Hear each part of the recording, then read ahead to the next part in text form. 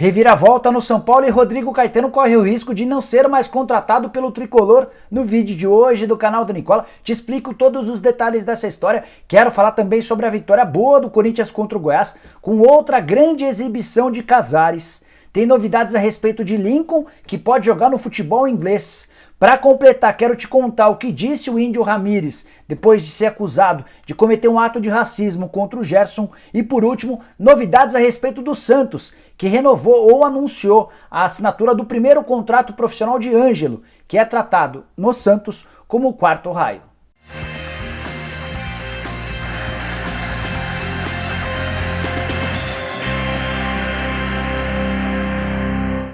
Fala aí pessoal, sou o Jorge Nicola, bem-vindos a mais um vídeo do canal, bem bacana ter vocês por aqui. E antes de passar todas as informações, aqueles habituais pedidos, primeiro para você deixar um like no vídeo, depois para se inscrever no canal. Para se inscrever é só apertar esse botãozinho vermelho que fica por aqui, beleza? Bora começar o vídeo falando a respeito de Ângelo, atacante que completou nessa segunda-feira 16 anos de idade e a partir daí conseguiu assinar seu primeiro contrato profissional. Contrato que já estava amarrado há 2 meses quando ele fez sua estreia como profissional do Santos. Essa estreia aconteceu nos 30 minutos finais do jogo contra o Fluminense e que valeram ao Ângelo um recorde. Ele se tornou o segundo atleta mais jovem na história do Santos a vestir a camisa do time principal. Ele tinha na oportunidade 15 anos, 10 meses e apenas 4 dias. Só o Coutinho estreou com a camisa do Santos antes. Coutinho tinha 14 anos, 11 meses e 6 dias. Entre aqueles que foram superados pelo Ângelo está, inclusive, o Rei Pelé. Bom, como é que ficou esse contrato do Ângelo?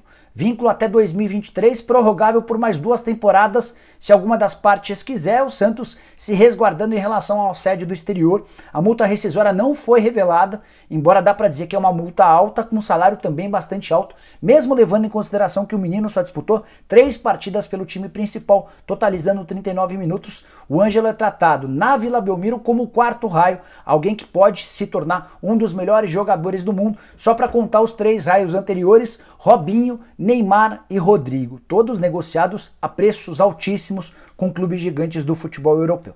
Também nessa segunda-feira o Santos anunciou outra renovação de contrato. Kaique, zagueiro de 16 anos de idade, assinou seu primeiro contrato profissional. Ele é titular e capitão da seleção brasileira sub-17, estendeu o vínculo e deve virar novidade no time principal do Santos em pouco tempo.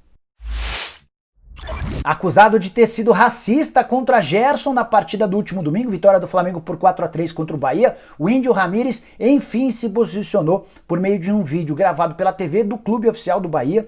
O Índio se explicou e deu sua versão a respeito de tudo o que aconteceu. Ele garante que não cometeu ato de racismo contra o Gerson. Separei algumas frases para contar essa história. Primeiro ele diz, abre aspas, em nenhum momento fui racista com nenhum dos jogadores, nem com Gerson, nem com qualquer outra pessoa. Eu disse, que jogue rápido, por favor.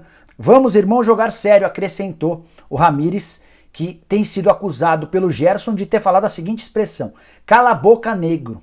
Um pouquinho mais pra frente, o Ramírez, também nesse vídeo gravado à TV do Bahia, afirmou que não fala e nem entende bem português, então não haveria a menor lógica em ter usado essas palavras às quais se referiu o Gerson.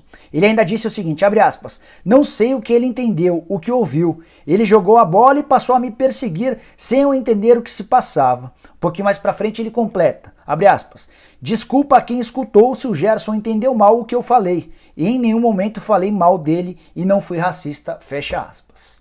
É importante contar que nessa terça-feira, a partir das 10 horas da manhã, o Gerson e o Rodrigo Dunche de Abranches, que é o vice-presidente jurídico do Flamengo, estarão na Delegacia de Crimes Raciais do Rio de Janeiro para prestar depoimento. É algo que saiu de dentro de campo da esfera esportiva e foi parar na polícia, podendo render um enorme prejuízo para o Índio Ramírez.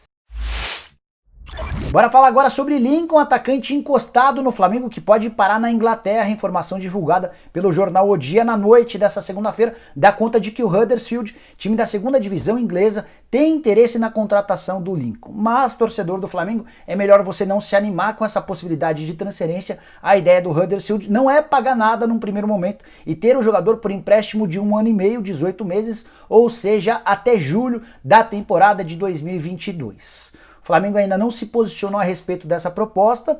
A oferta do Huddersfield ainda prevê a compra do jogador, caso o clube inglês tenha interesse. A ideia do Flamengo era fazer dinheiro com o Lincoln, até porque vai precisar de grana para fazer uma série de compras ou para pagar uma série de parcelas com as quais se comprometeu referente a jogadores que foram comprados recentemente, só para citar alguns: Michael, Pedro e Gabigol.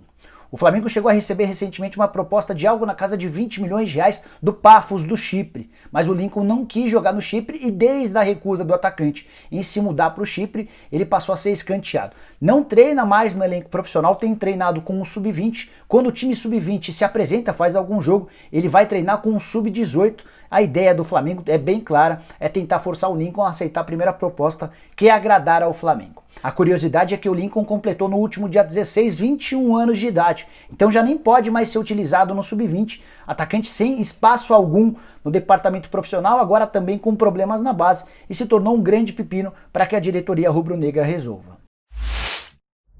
Bora falar agora sobre a boa vitória do Corinthians, 2-1 em cima do Goiás. O placar nem mostra como foi bacana o jogo, com alternativas para os dois lados e com o Corinthians mostrando um enorme repertório ofensivo, algo não muito comum nessa temporada. O Goiás ainda sai na frente com o gol do Fernandão aos 3 minutos do primeiro tempo, até que o Casares entrou em ação e saiu distribuindo assistências. Os 2 gols corintianos saíram de passes do Casares. Primeiro deles para o Gustavo Mosquito aos 14, também da etapa inicial. Já o gol que deu a vitória ao Corinthians nasceu de uma roubada de bola no campo de ataque. O Casares serviu ao Jô, que bateu de perna esquerda para garantir a vitória, os 3 pontos e uma boa colocação ao Corinthians. Timão nesse momento é o 9º colocado, são 36 pontos ganhos em 26 partidas. Está a 2 pontos do Santos, que é o 8º, e a 4 pontos do Fluminense, que é o 7º. A distância para o 6º colocado hoje é de 5 pontos. É o Corinthians começando a olhar na parte de cima da tabela, se afastando da zona do rebaixamento. O primeiro time no Z4 é o Vasco e já aparece 8 pontos atrás do Corinthians. Na entrevista coletiva pós-jogo, Mancini deixou bem claro que a partir de agora vai respirar apenas em função da busca por uma classificação para a Libertadores da América. Separei algumas frases dele, abre aspas. Estamos mudando de patamar e eu acho que nós temos como obrigação tentar tudo aquilo que pode ser feito no campeonato.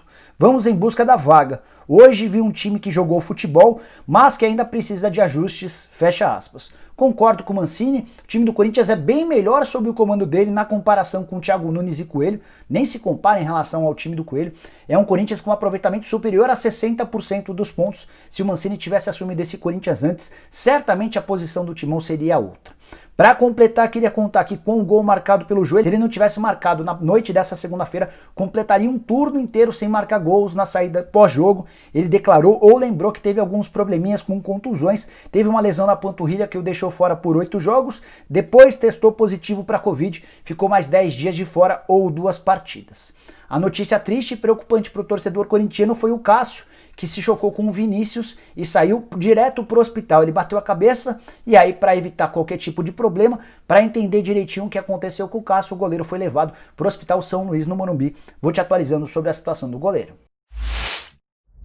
Bora fechar o vídeo com a principal notícia desse vídeo, mais uma informação exclusiva que você sabe primeiro no canal do Nicola. Veio te contando há vários dias que já havia um acordo verbal entre São Paulo e Rodrigo Caetano para que ele se tornasse o diretor executivo de futebol do São Paulo, certo? Pois saiba que esse acordo está subindo no telhado. Não dá para descartar que o Rodrigo Caetano será o diretor executivo de futebol, mas apesar do acordo verbal entre o Júlio Casares e o Rodrigo Caetano, agente importante dentro do tricolor que já não banca a chegada do Rodrigo Caetano a partir de 1º de janeiro. Alguns motivos ajudam a explicar essa reviravolta no caso Rodrigo Caetano. O primeiro deles é a questão financeira. E aí o que chama atenção é que as partes já haviam se acertado em relação a salário e tempo de contrato, faltavam apenas bônus. Só que desde o acordo verbal até esse momento existia uma mudança nos planos relacionada ao orçamento do São Paulo para 2021, um orçamento extremamente complicado, enxuto. São Paulo vai ter pouco dinheiro para investimento e o entendimento interno é de